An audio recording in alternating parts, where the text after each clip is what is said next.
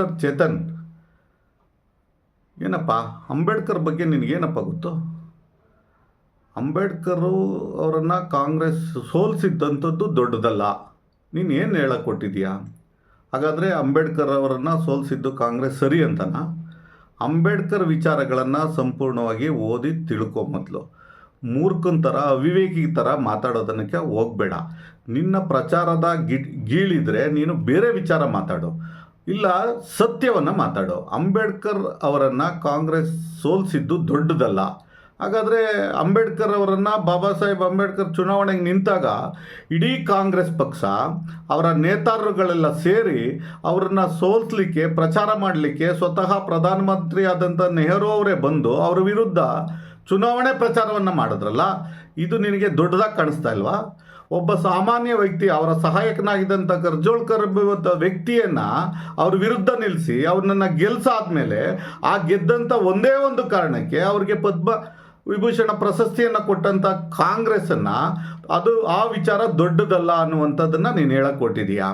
ಮತ್ತು ಕಾಂಗ್ರೆಸ್ ವಿರುದ್ಧ ಸೋಲ್ತೀನಿ ಅಂತ ಗೊತ್ತಿದ್ರೂ ಕೂಡ ಬಾಬಾ ಸಾಹೇಬ್ ಅಂಬೇಡ್ಕರ್ ಅವರು ಮತ್ತೆ ಮತ್ತೆ ಚುನಾವಣೆಗೆ ನಿಲ್ತಿದ್ರು. ಅದನ್ನು ಮೆಚ್ಚಬೇಕು. ನೀನು ಯಾವನಯ್ಯ? ನೀನು ಯಾರು ಮೆಚ್ಚಕ್ಕೆ?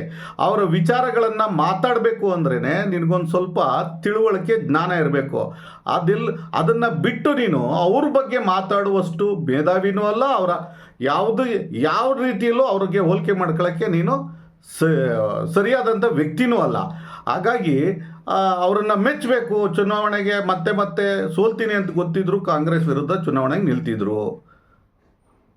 ಚೇತನ್ ಅವರೇ, ಅಂಬೇಡ್ಕರ್ ಅವರು, ಬಾಬಾ ಸಾಹೇಬ್ ಅಂಬೇಡ್ಕರ್ ಅವರು ದಲಿತರ ಪಾಲಿಗೆ ಕಾಂಗ್ರೆಸ್ ಉರಿಯುತ್ತಾ ಇರುವ ಮನೆ.